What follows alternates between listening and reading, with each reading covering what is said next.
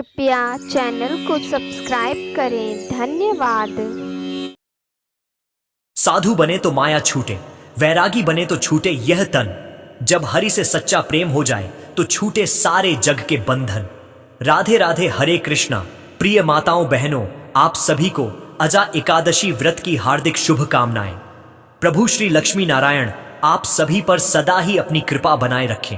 बहनों, एक ओर जहां भादों के महीने में प्रकृति अपने चरम हरियाली पर होती है, खेतों में धान की फसलें लहराने लगती हैं, वहीं दूसरी ओर यह महीना भगवान श्री कृष्ण के जन्मोत्सव और भगवान गणेश के आगमन, गणेश चतुर्थी जैसे बड़े त्योहारों के लिए जाना जाता है। इस पावन महीने में एकादशी व्रत का पालन करने का महत्व और भी बढ़ जाता है। बहनों, अजा एकादशी का व्रत विशेष रूप से मोक्ष प्रदान करने वाली तथा पापों को हरने वाली एकादशी कहा गया है। पद्म पुराण एवं ब्रह्म वैवर्त पुराण में वर्णन मिलता है कि अजा एकादशी का व्रत करने से मनुष्य के पिछले जन्मों तथा वर्तमान जीवन के समस्त पापों का नाश हो जाता है और जीवन के अंत काल में वैकुंठ धाम की प्राप्ति होती है। तो चलिए बहनों, प्रभु श्री लक्ष्मी नारायण जी के चरण कमलों का ध्यान करते हुए भाद्रपद मास की अजा एकादशी व्रत पर सुनते हैं एकादशी व्रत की दो बहुत ही सुंदर कथाएं। आशा है कि आप सभी बहनें इन दोनों कथाओं को पूरी श्रद्धा और भक्ति भाव से श्रवण करेंगी। धार्मिक मान्यताओं के अनुसार पौराणिक काल में भगवान श्री राम जी के वंश के अयोध्या नगरी में हरिश्चंद्र नाम के एक चक्रवर्ती राजा हुआ करते थे। राजा अपनी सत्य निष्ठा और ईमानदारी के लिए बहुत प्रसिद्ध थे। इतने सत्यवादी, धर्मात्मा और प्रसिद्ध होने के कारण देवराज इंद्र को राजा हरिश्चंद्र से ईर्ष्या होने लगी थी। राजा सदा ही अपनी प्रजा का पुत्र के समान ध्यान रखते थे। उनके राज्य में किसी भी प्रकार की सुख सुविधाओं की कोई कमी नहीं थी। राज्य में चारों ओर सदा ही खुशहाली और प्रसन्नता छाई रहती थी। समय बीता और राजा का विवाह एक बहुत ही गुणवान कन्या के साथ संपन्न हुआ और कुछ समय बाद उन्हें पुत्र रत्न की प्राप्ति हुई। राजा हरिश्चंद्र अत्यंत ही वीर, पराक्रमी और सदा ही अपने वचनों को निभाने वाले व्यक्ति थे। एक समय की बात है, देवराज इंद्र की ईर्ष्या हरिश्चंद्र जी के प्रति इतनी अधिक बढ़ गई कि उन्होंने ऋषि विश्वामित्र जी को राजा हरिश्चंद्र जी की परीक्षा लेने के लिए उकसा दिया।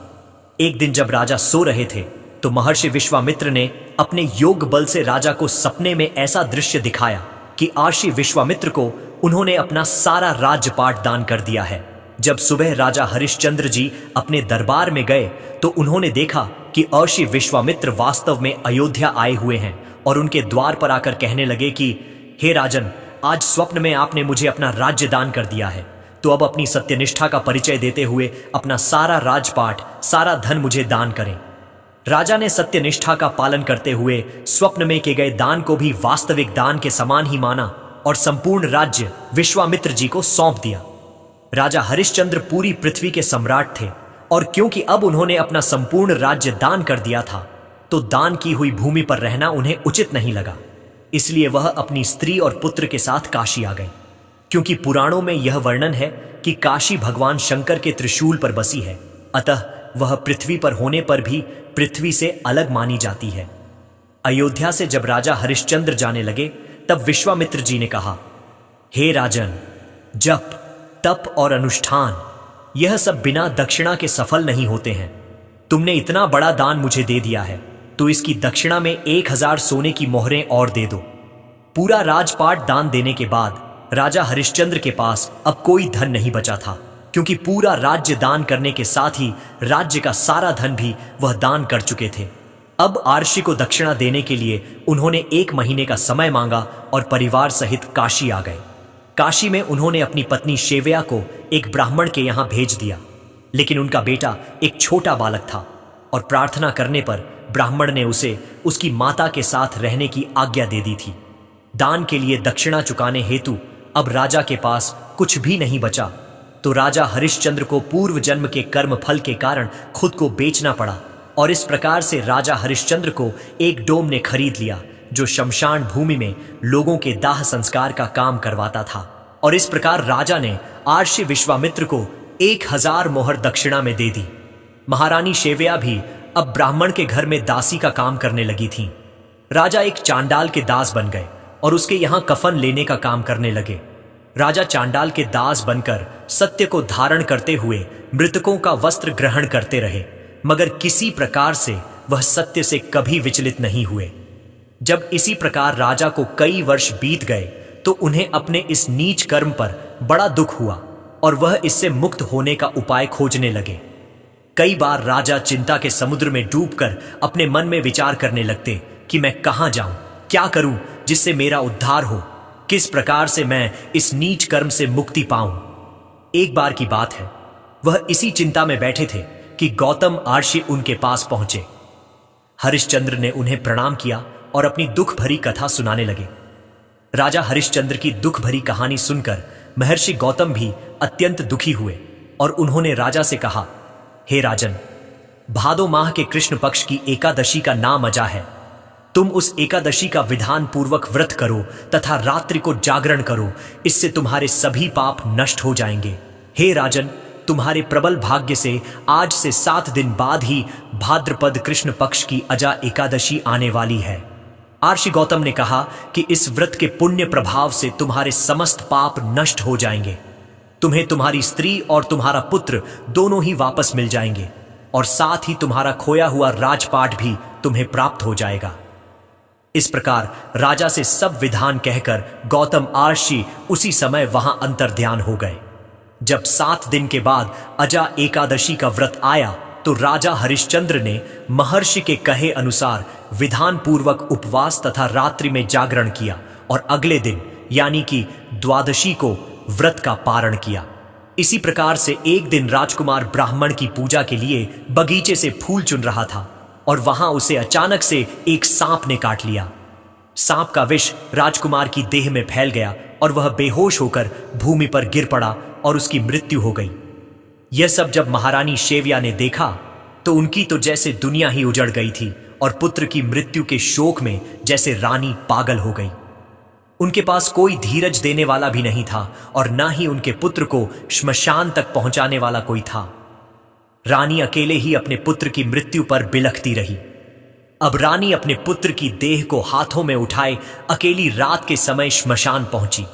वह पुत्र की देह को जलाने ही जा रही थी कि राजा हरिश्चंद्र वहां आ गए। बेचारी रानी के पास तो अपने पुत्र की देह ढकने का कफन तक नहीं था। उन्होंने राजा को उनके स्वर से पहचान लिया और गिड़गिड़ाकर कहने लगी, महाराज, यह तो आपका ही पुत्र है जो मरा हुआ पड़ा है और मेरे पास इसके कफन को देने के लिए धन भी नहीं है। राजा हरिश्चंद्र को अपने पुत्र की मृत्यु का बहुत ही दुख हो रहा था, किंतु वे अपने धर्म पर स्थिर बने रहे। उन्होंने कहा, प्रिय, मैं यहां एक सेवक हूं और मेरे स्वामी ने मुझे कह रखा है कि बिना धन दिए कोई यहां मुर्दा नहीं जला पाएगा, इसलिए मैं अपने धर्म को नहीं छोड़ सकता। तुम मुझे कुछ देकर ही अपने पुत्र की देह यहां पर जला सकती हो। यह सुनकर रानी फूट फूट कर रोने लगी और बोली, मेरे पास तो बस यह एक साड़ी है जिसे मैं पहने हुए हूं, आप इसी में से आधी साड़ी ले लें। और इतना कहकर जैसे ही रानी अपनी साड़ी उतारने लगी वैसे ही उन्होंने अपने सामने ब्रह्मा, विष्णु, महेश तथा देवेंद्र आदि देवताओं को खड़ा पाया। महर्षि विश्वामित्र ने बताया कि आपका राजकुमार मरा नहीं है। यह सब तो आर्षि ने योग माया से दिखाया था। राजा हरिश्चंद्र को खरीदने वाले चांडाल के रूप में साक्षात धर्मराज भगवान थे। उन्होंने कहा, अजा एकादशी के व्रत के प्रभाव से तुम्हारे सभी पाप नष्ट हो गए हैं। उस समय स्वर्ग में नगाड़े बजने लगे तथा पुष्पों की वर्षा होने लगी। उन्होंने अपने पुत्र तथा अपनी पत्नी को राजसी वस्त्र तथा आभूषणों से परिपूर्ण देखा। व्रत के प्रभाव से राजा को पुनः अपने राज्य की प्राप्ति हुई। वास्तव में आर्षि ने राजा की परीक्षा लेने के लिए यह सब कौतुक किया था, परंतु अजा एकादशी के व्रत के प्रभाव से आर्षि द्वारा रची गई सारी माया समाप्त हो गई। विश्वामित्र ने राजकुमार को अयोध्या का राजा बना दिया और अंत समय में हरिश्चंद्र अपनी पत्नी सहित स्वर्ग लोक को गए। हे राजन, यह सब अजा एकादशी के व्रत का प्रभाव था। जो मनुष्य इस उपवास को विधान पूर्वक करते हैं उनके सभी पाप नष्ट हो जाते हैं और अंत में वे स्वर्ग को प्राप्त करते हैं। यह थी बहनों अजा एकादशी की व्रत कथा। बोलिए मित्रों, श्रीमन नारायण नारायण हरि हरि, श्रीमन नारायण नारायण हरि हरि। अब चलिए बहनों, सुनते हैं अजा एकादशी की एक दूसरी कथा जो शायद अपने पहले कभी ना सुनी हो। एक समय की बात है, भादों का महीना आया, जब हर तरफ हरियाली और खुशबू फैली हुई थी। एक गांव में लक्ष्मी नाम की एक महिला अपने पति के साथ रहती थी। कोई संतान न होने के कारण लक्ष्मी और उसके पति रामू को समाज ने अछूत पापी मानकर गांव के बाहर रहने को मजबूर कर दिया था। उन्हें गांव में किसी से बात करने या कुएं से पानी लेने की भी अनुमति नहीं थी और उन्हें हमेशा नजरें झुकाकर चलना पड़ता था। गांव के ठीक बीच में एक भव्य विष्णु मंदिर था, जिसे गांव वाले अपनी शान मानते थे, लेकिन लक्ष्मी के लिए उस मंदिर के दरवाजे हमेशा बंद रहते थे। फिर भी लक्ष्मी की भक्ति अद्भुत थी।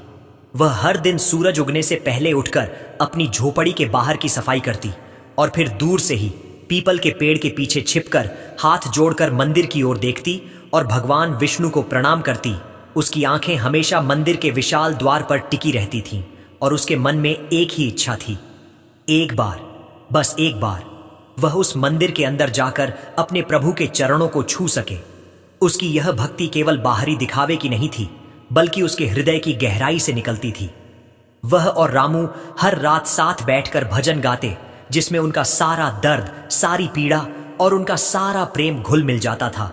और रामू भी उसकी इस अडिग आस्था को देखकर हैरान थे कि इतने अपमान और तिरस्कार के बावजूद लक्ष्मी की भक्ति कभी कम नहीं हुई। भादों के महीने में जब चारों ओर उत्सव का माहौल था, गांव के लोग गणेश चतुर्थी और जन्माष्टमी की तैयारियों में लगे थे। तभी भाद्रपद मास की अजा एकादशी भी आने वाली थी और गांव के पुजारी ने घोषणा की कि इस एकादशी पर भगवान विष्णु की विशेष पूजा होगी और जो भी भक्त इस व्रत को पूरी निष्ठा से करेगा, उसके जीवन के सारे दुख और पाप नष्ट हो जाएंगे और उसे वैकुंठ धाम की प्राप्ति होगी। पुजारी की यह घोषणा सुनकर लक्ष्मी का मन व्याकुल हो उठा। उसने अपने पति रामू से पूछा, स्वामी, क्या मुझे भी इस व्रत को करने का अधिकार है? क्या भगवान मुझे भी अपनी कृपा देंगे? रामू ने उदास होकर कहा, हमारी भक्ति तो सच्ची है, पर लोग हमें मंदिर में नहीं जाने देंगे और हम पूजा पाठ कैसे करेंगे? लक्ष्मी का हृदय पीड़ा से भर गया, पर उसकी आस्था अडिग रही। उसने मन ही मन निश्चय किया कि वह इस व्रत को करेगी, चाहे कोई उसे माने या ना माने। एकादशी के दिन उसने न तो अन्न का एक दाना खाया और न ही जल की एक बूंद पी। वह दिन भर अपनी झोपड़ी के बाहर बैठकर भगवान विष्णु के नाम का जाप करती रही। उसके मन में केवल प्रभु की छवि थी और वह श्रीमन नारायण नारायण हरि हरि का जाप करती रही।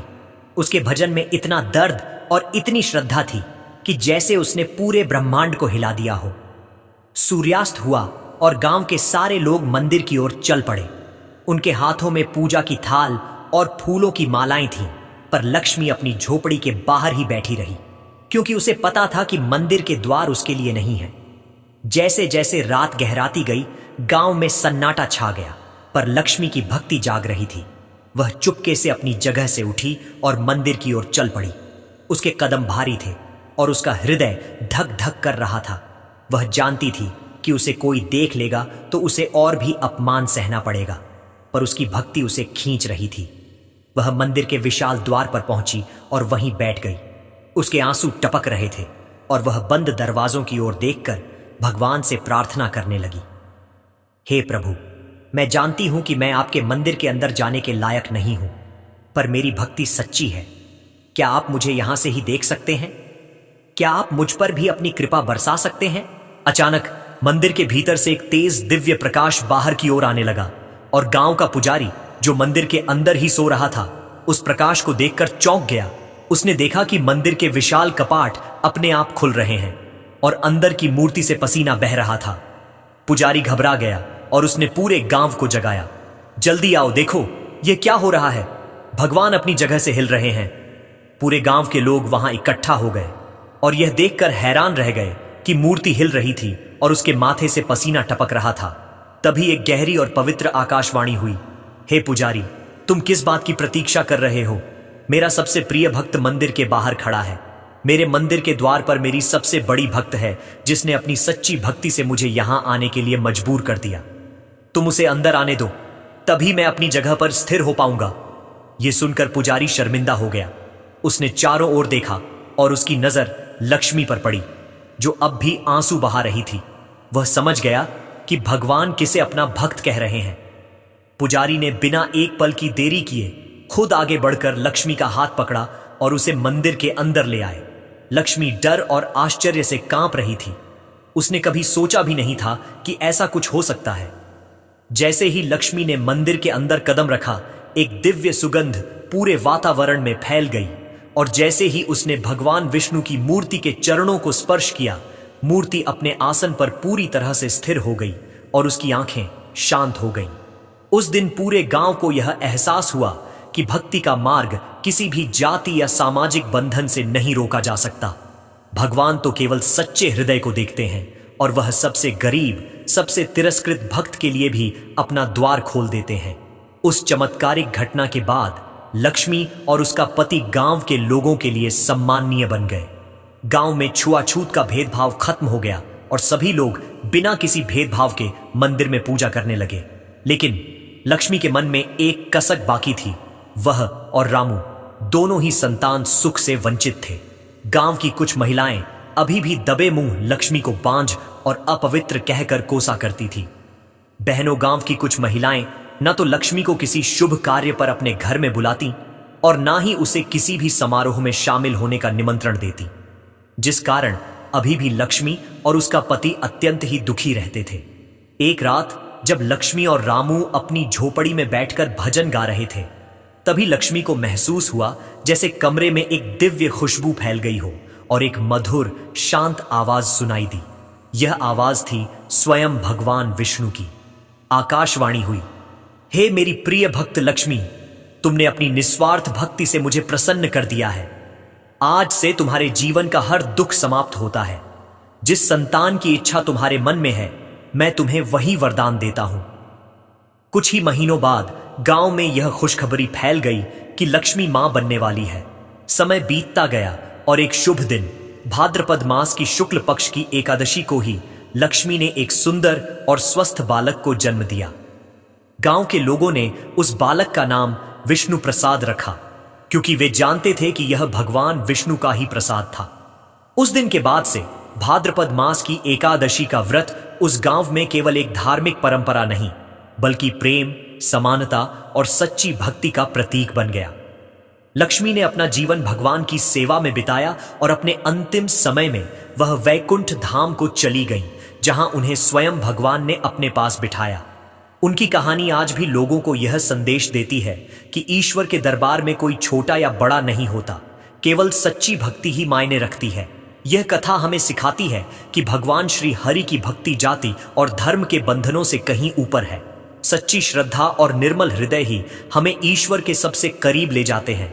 इसलिए आप भी जब कभी एकादशी का व्रत करें तो यह याद रखें कि भगवान हर उस हृदय में बसते हैं जो उन्हें सच्चे मन से पुकारता है। प्रेम से बोलिए बहनों, एकादशी माता की जय हो। श्रीमन नारायण, नारायण हरि हरि, श्रीमन नारायण, नारायण हरि हरि।